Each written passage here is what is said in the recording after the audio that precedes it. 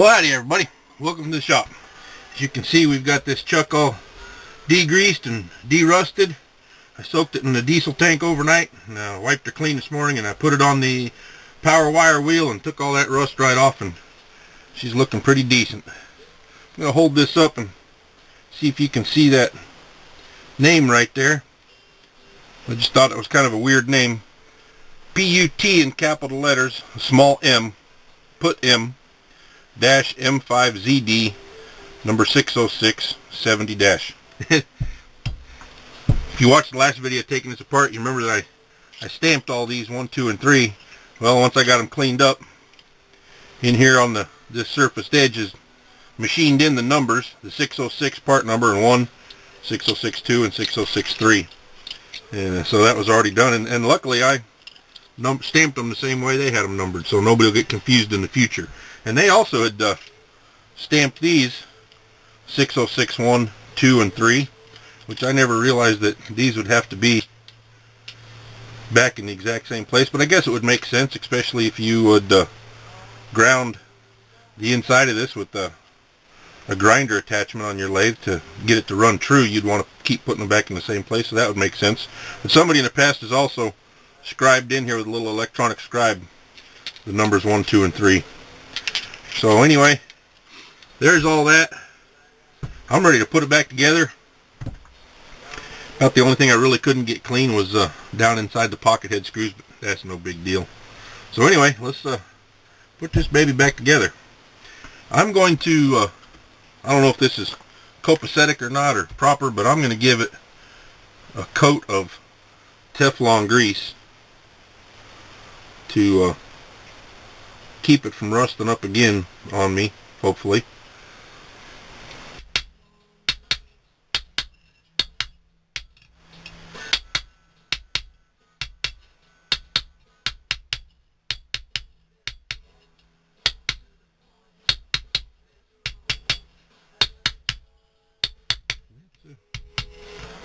There, sounding better.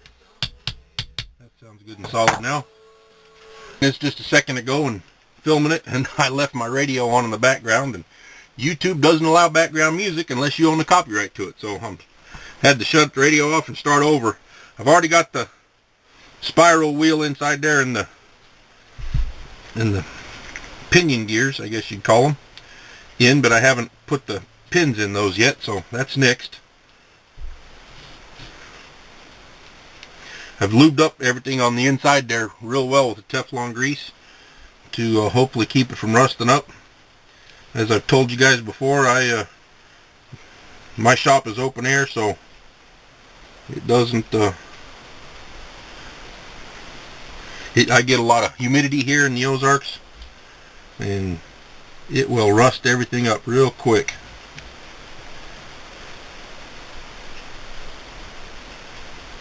That is not going down in there. Now, this is going to be a little more difficult than what I thought it would be.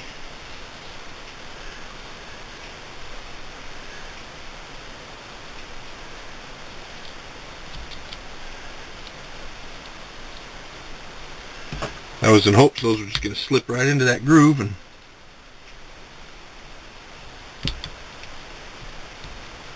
I think I got, nope.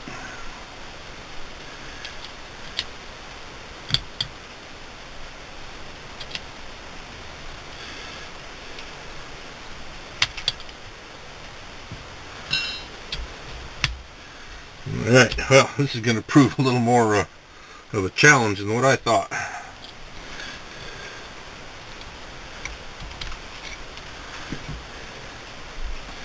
Pretty easy thing to get down in there. It looks like that's down in there all the way now. I'll just get this Allen wrench out without pulling the pin out. Yeah, there we go.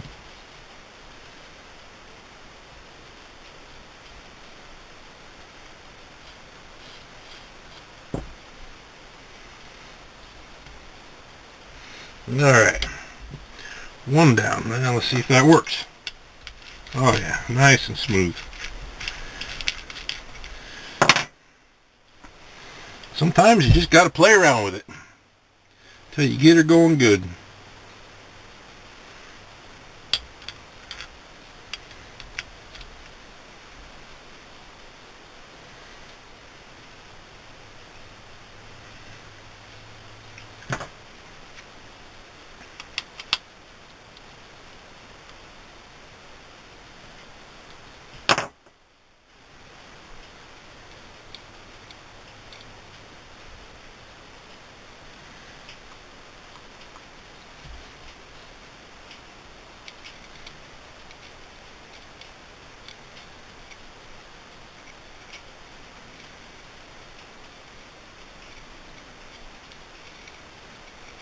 That's the oddball one there.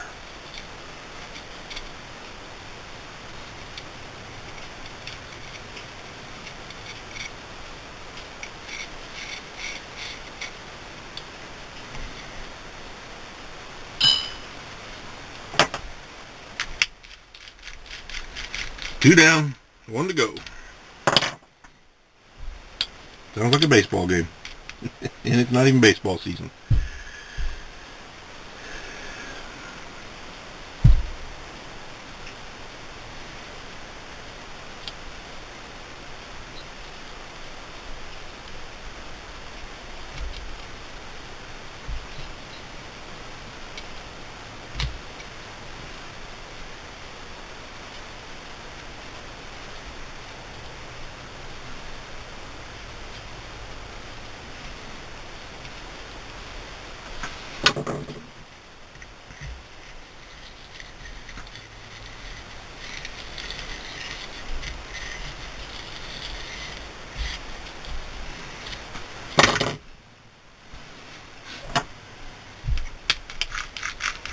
Everything's moving nicely there. Yes, I like that a lot. So I'm just going to give it just a little bit more Teflon grease to make sure it's got enough to last for a while.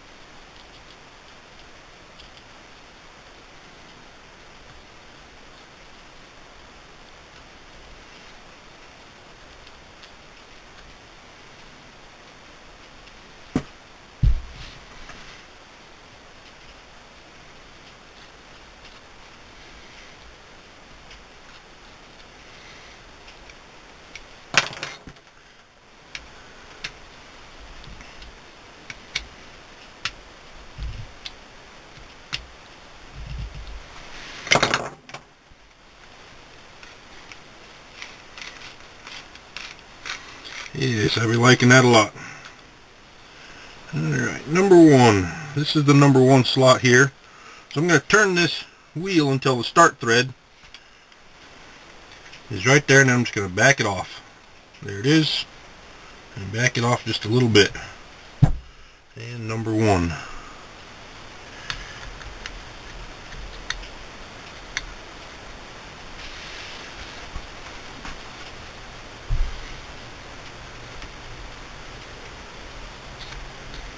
Didn't catch it. Guess I really don't have to. Still haven't caught it. There it is.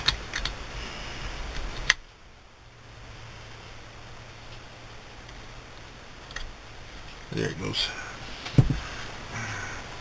Okay, number two is right here.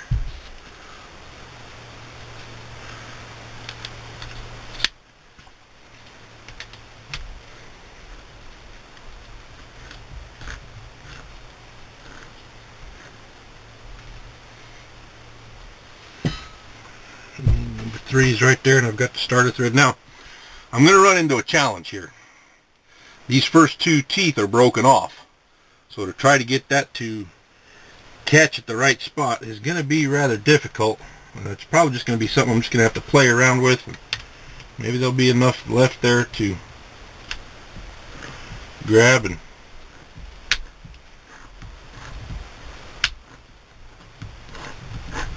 there, it's got it. But I think it's, you see how it's coming in a lot faster, so I'm off probably one gear, it looks like. There, one tooth.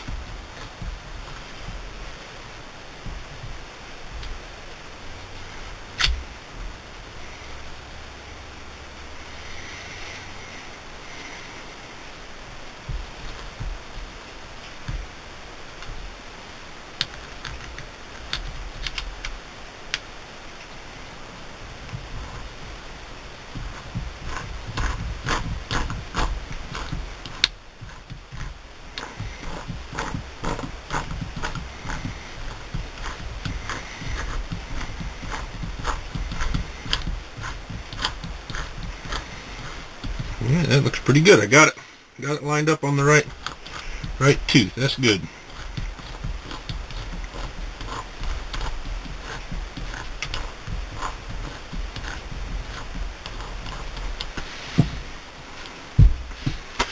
So now we'll take my number 1 here. That's number 3. Here's number 1. This is long one there, short one there. Oops, grabbed the wrong short one. There we go. Right one. Yep. And I chased all these threads down in here to get all the gunk out of them. They weren't too bad, but they were dirty.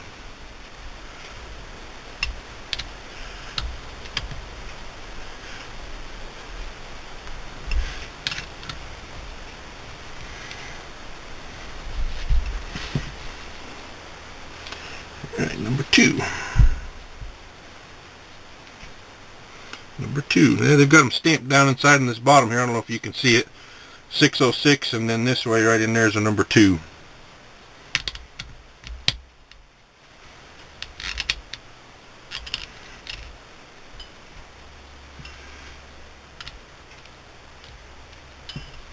Get the right Allen wrench here.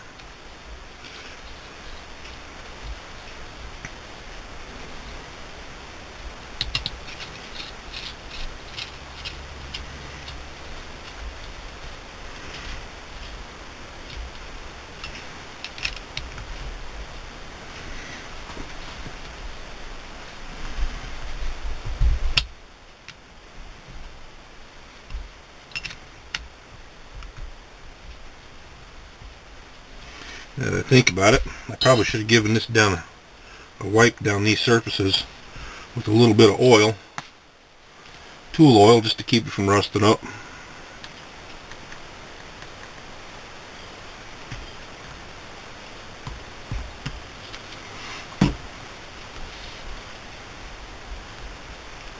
Doesn't hurt.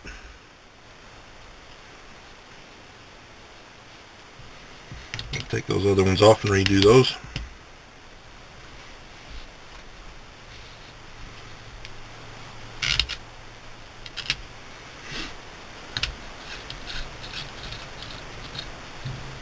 It's a pretty simple mechanism on this chuck.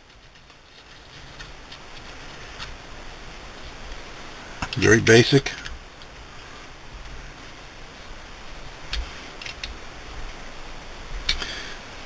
But due to that mechanism, you can also see why there's a lot of play in it, and that it will not always hold whatever you're grabbing onto to run true on the lathe, because it is a screw, and there is play in the screw.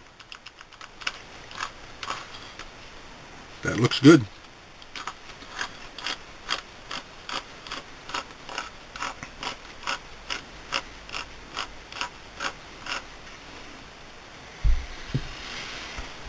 I'm just gonna smear a little Teflon grease back here, just for rust protection. Remember how there was a lot of rust in there on that, and you can actually see in here, you can see some pitting on the back plate. If I get the light, I'll just keep rotating that around because I can't see when you're going to be able to see it, but there was a lot of pitting right there from that. Oh, and there was a label on the back of the back plate too that was hidden by the rust. It's a PZR, capital letters, N small letter, dash S 6 1/4 dash 1.5 dash 8. So I'm 6 1/4 diameter of the chuck, and it's got a 1.5 8 thread for the spindle.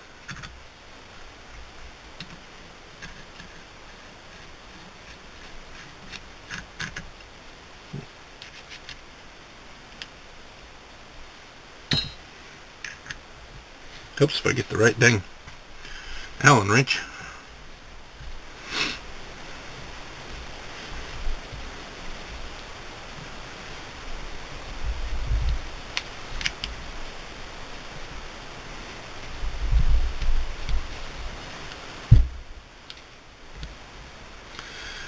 hadn't put this particular chuck on the lathe before, so after I wire wheeled the back plate, I went ahead and threaded it on there to say that it would fit, and it does. I have a 4-jaw chuck that the back plate is too big. It doesn't fit. It's got a bigger diameter thread, so it doesn't fit my spindle.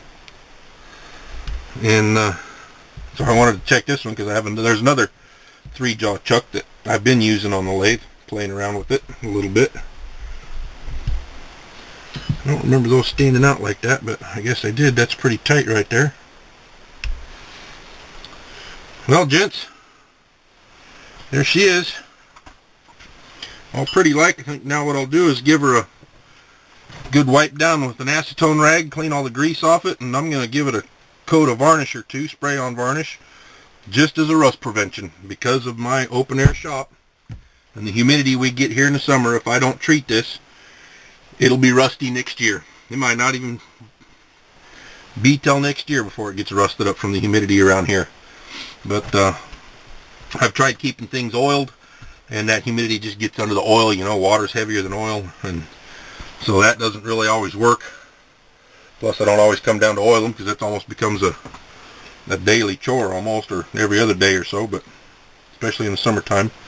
So I am going to give it a little spray of varnish. I know a lot of you won't like that, but I don't mind. Helps keep it clean. And the surfaces, I'm just going to do the outside of the chuck, the back plate, and the outside of these jaws. It'll get a little on there, but I'm not going to worry about it. It won't hurt anything. When I go to run parts, eventually the varnish here will wear off and be a moot point. So, well, that's that project done. Now to find some more accessories to work on. Hey, I thank you for stopping by. I really appreciate it. Go ahead and click subscribe. It's just right down here at the bottom of the screen, that little red button that says subscribe. I would appreciate it if you did that. If you liked the video, click like. If you didn't like it, click don't like. That stuff's not that important to me. But again, thanks for stopping by, and do me a favor and tell all your friends. I would appreciate that because I would like to have some more subscribers. But we're up to 40 now. Gained another one yesterday, so I'm pretty excited about that. But I'm looking forward to a good year and making a lot of stuff on this lathe for you guys to enjoy watching. And I'm hoping that a few of you have left comments on my other videos that you also have a lathe that you're rebuilding. I hope that you make videos and post those up because I sure would like watching them. So, Happy New Year, and thanks for stopping by. Bye-bye.